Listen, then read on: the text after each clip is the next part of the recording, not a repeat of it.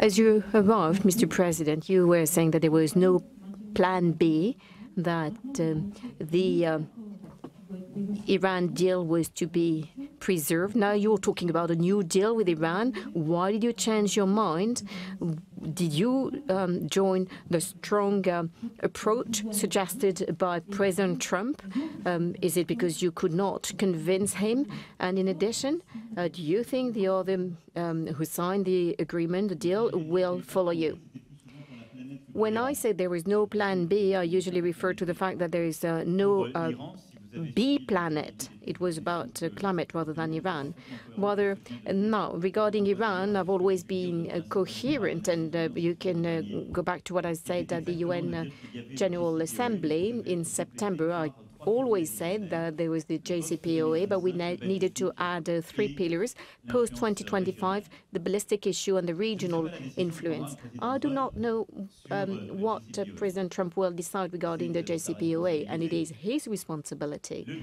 The JCPOA is the first pillar of this framework I just described. So I'm not saying that we're moving from one deal to another. I'm saying it is one aspect of the problem. I've never been as critical of the JCPOA as President Trump has, because I believe that we can usefully add to it.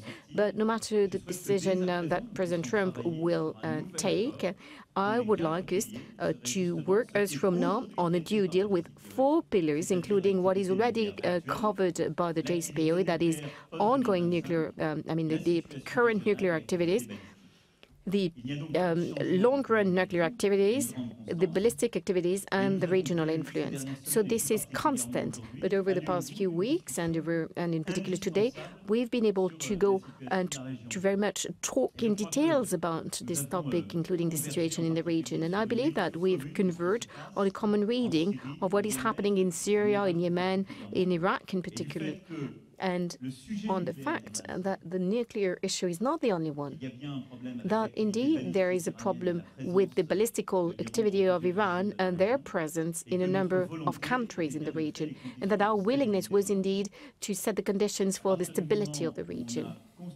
Once we've built this convergence of view, the idea of moving on to a new deal that would include the solution for Syria, I believe, is a strong step forward thanks to the discussions we've had today. So I very much would like us to work together with all of our partners, and the ministers of foreign affairs already gathered the small group, and they will be doing it again anytime soon. The purpose is to have some the allied powers, and we're amongst them, and of course also the regional powers, to work at the level of this small group.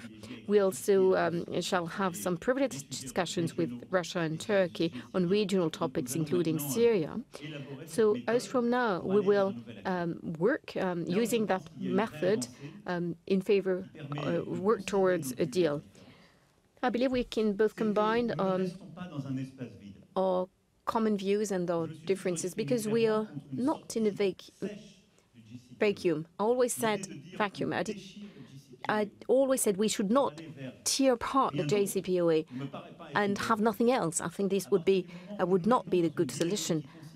But once we are placing ourselves in a momentum, the purpose of which is to put together a broad agreement covering the 4 topics I just mentioned, it's very different, because, first of all, we can take on board the concerns and the criticism of President Trump regarding this deal, which, like I said, once again, this deal was supported by a former American administration and previous American administration. But we can work, and it is also about respecting the sovereignty of the states of the region. It's not about intervening, no matter what. It is rather about building a stable framework that will contribute to stability and to peace building.